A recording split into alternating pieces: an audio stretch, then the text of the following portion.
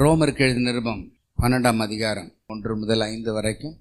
சரீரத்தை ஜீவ பலியாக ஒப்பு கொடுத்தல், மனதிலே மறுரூபமாகுதல், இவ்வளவையும் ரெண்டையும் போன வாரத்தில் நம்ம தியானிச்சு முடிச்சோம். உங்கள் மனம் புதிதாகிறதுனாலே, அப்போ என்ன சொல்ல வர்றாரு அப்படின்னு கேட்டால், ரினியூவிங் ஆஃப் யுவர் மைண்ட், ரீநியூவிங். இப்போ மனம் புதிதாக வேண்டும்.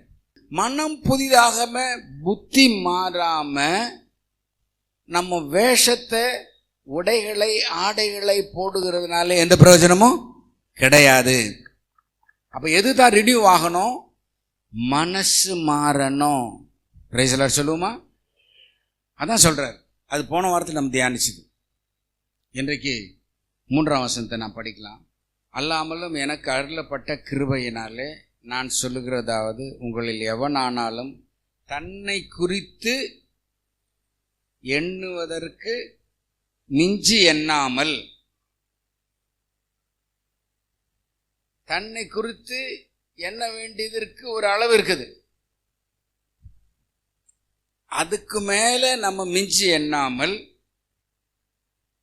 அவனவனுக்கு தேவன் பகிர்ந்த விசுவாச அளவின்படியே, அந்த விசுவாச அளவின்படி 3வது குறிப்பு. அது 2வது குறிப்பு என்னவென்று கேட்டால், தெளிந்த எண்ணமுடவர்களா எண்ண வேண்டும்.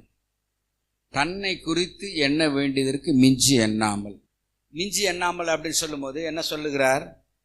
For I say, through the grace given unto me, to every man that is among you, not to think of himself more highly.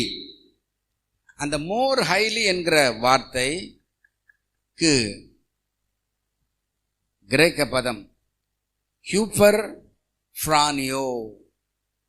Woofer ஃப்ரானியோ, woofer ஃப்ரானியோ அப்படின்னா தன்னுடைய தகுதிக்கு மிஞ்சி தன்னை பெரிய ஆளாக நினைத்து விடுதல். ஹூப்பர் ஃப்ரானியோ, இங்கதான் பிரச்சனையே வருது. சுயத்தை சரியானதை விட உயர்வாக நினைப்பது, ஆரகண்டாக, வீண் ஆணவமாக இருத்தல். இது வெளியிருக்கிறவர்களுக்காக பேசல, பவுல் ரோமர்கள் இருக்கிறதான பரிசுத்தவான்களுக்கு எழுதுகிறார். பரிசுத்தவான்கள் என்று, விசுவாசிகள் என்று கருதப்படுகிறவர்கள் தான் எண்ண வேண்டியதற்கு மிஞ்சி எண்ணக்கூடாது. ஒரு அகம்பாவம் வரக்கூடாது, ஆரகண்ட் வரக்கூடாது. To think more highly than one self, that is proper, than is proper. Think more highly.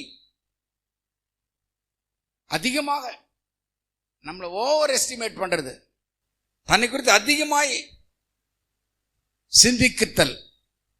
அது சொல்றாரு பவுல். ஏன்னா அவர் அந்த அளவுக்கு எழுதுகிறாருன்னா, அந்த அளவுக்கு ஒரு அறிஞனாக, தெளிந்த ஒரு மனிதனாக இருந்துதான் இந்த வாக்கியத்தை எழுதுகிறார்.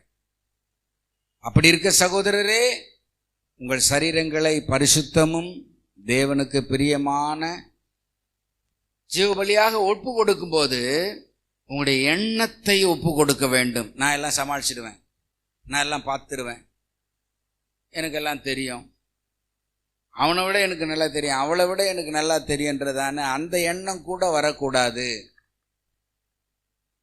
உனக்குன்னா தெரியும், உன்னை விட எனக்கு தெரியும், நான் யார் தெரியுமா, அப்படின்ற எண்ணம் கூட வரக்கூடாது.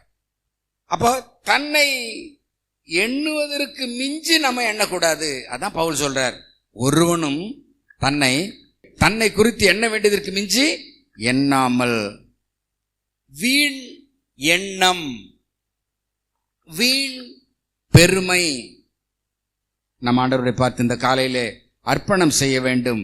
ஆண்டவரே, வீண் எண்ணம், சுயத்தை சரியானதை விட உயர்வாக எண்ணுதல், வீண் ஆணவமாக இருத்தல். அதுதான் அங்கே சொல்லுகிறார் பவுல். ஒவ்வொரு விசுவாசியும் கர்த்தருடைய சமூகத்தில், ஆண்டவரே, நான் வீணான ஆணவமாக எனக்குள்ளே இருக்கக்கூடாது. பிலிப்பியர் 2:3. vain glory but in lowliness சொல்றாரு. ஹூப்பர் ஃப்ரானோ, ஹூப்பர்ஃப்ரானோ ஹைலி, வீண் பெருமை, இப்பொழுது தோன்றி பின்பு தோன்றாமற் போகிற புகையை போல் இருக்கிறது. கொஞ்ச காலம் தோன்றி பின்பு தோன்றாமற் போகிற புகை. ஆனால் இவைகளின் மத்தியிலே பவுல் எழுதுகிறார், வீண் பெருமையினாலாவது மனத்தாழ்மையினாலே ஒருவரை ஒருவர் தங்களிலும் மேன்மையானவர்களாக நினைக்க, தன்னை குறித்து எண்ண வேண்டியதற்கு மிஞ்சி எண்ணாமல். அதுல கடைசி வார்த்தை, தெளிந்த எண்ணமுள்ளவனாய் எண்ண வேண்டும். 3வது வசனத்துல தெளிந்த எண்ணமுள்ளவனாய் எண்ண வேண்டும் என்று எழுதுகிறார்.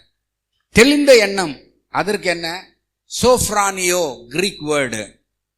சோஃப்ரானியோ அது யூப்பர்ஃப்ரானியோ, இது சோஃப்ரானியோ. சோஃப்ரானியோ என்று சொன்னால் நல்ல மனதோடு, சவுண்ட் மைண்ட், ரைட் மைண்ட், சரியான மனது, திங்க் சாபர்லி. சொல்ல பாருங்க, சோஃப்ரானியோ, to be sound, to be of sound mind, that is sane, moderate, be in the right mind, be sober minded, soberly. சோஃப்ரானியோ அது ஹூப்பர்ஃப்ரானியோ, மிஞ்சி எண்ணுதல். இது சோஃப்ரானியோ அப்படின்னு சொன்னா அழகா சொல்கிறாரு, தெளிந்த புத்தி. தெளிந்த புத்தி இருக்கணும். அப்ப கிறிஸ்தவர்களாய் மாறினதுக்கு அப்புறம் மிஞ்சி எண்ணக்கூடாது, தெளிந்த புத்தி, சவுண்ட் மைண்ட், நல்ல மனசு. மார்க் 5:15, அந்த பிசாசு பிடித்திருந்தவன் வஸ்திரம் தரித்து உட்கார்ந்து புத்தி தெளிந்திருக்கிறது. இயேசு வண்டை வந்துட்டா புத்தி தெளியணும். அந்த பிசாசு பிடித்திருந்தவனுடைய பிசாசு அவனை விட்டு போனதுக்கு அப்புறம் புத்தி தெளிந்தவனாய் உட்கார்ந்தான். யாருக்கு புத்தி தெளியலையோ, சோஃப்ரானியா இல்லையோ, அதை வச்சுதான் இப்ப சொல்லிட்டாங்க, இவன் அப்ராணி மாறுகிறான். அப்ராணின்னா கிரேக்க பதத்தை நம்ம தமிழ் மக்கள் உச்சரிக்கிறார்கள், சோ அப்படின்றத விட்டுட்டு அப்ராணியா இருக்கிறாங்க. புரியுதுங்களா? அப்ப கிரேக்க சொல் தமிழ் சொல்லோட ஊடுருவி நடைமுறையிலே வந்திருக்கிறது. சில அவனை பார்த்தா அப்ராணியா சோஃப்ரானியா இருக்கிறான், சோஃப்ரானியா இருக்கான்னு சொல்றதுக்கு பதிலா அந்த எஸ் விட்டுட்டு அப்ராணியா இருக்கிறாயா. அது கிரீக் வேர்டு. அப்படின்னா என்ன அர்த்தம்? தெளிந்த புத்தி உள்ளவனா இருக்கிறான். அந்த பிசாசு பிடித்தவர் இயேசுக்கு முன்னால் உட்காரும் போது சோஃப்ரானியோ தெளிந்த புத்தி உள்ளவனா இருக்கிறான், குழப்ப நிலையில இல்ல. அப்ப பிசாசு அவனை விட்டு போயிற்று. கர்த்தருடைய சமூகத்தில் வந்தா நம்ம சோஃப்ரானியோ சொல்லுவோமா? லூக்கா 8:35, மார்க் சொன்னதை தான் லூக்கா சொல்றாரு, அதே வசனம் தான் அது.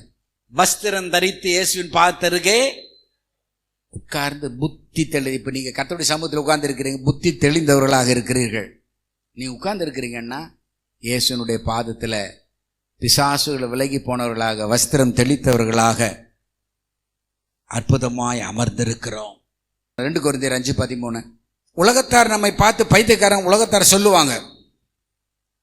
பவுல் சொல்றாரு, நாங்கள் பைத்தியம் கொண்டவர்கள் என்றால் தேவனுக்காக அப்படி இருப்போம். தெளிந்த புத்தி உள்ளவர்கள் என்றால் உங்களுக்காக, சாபர் மைண்ட். அல்லேலூயா சொல்லுமா?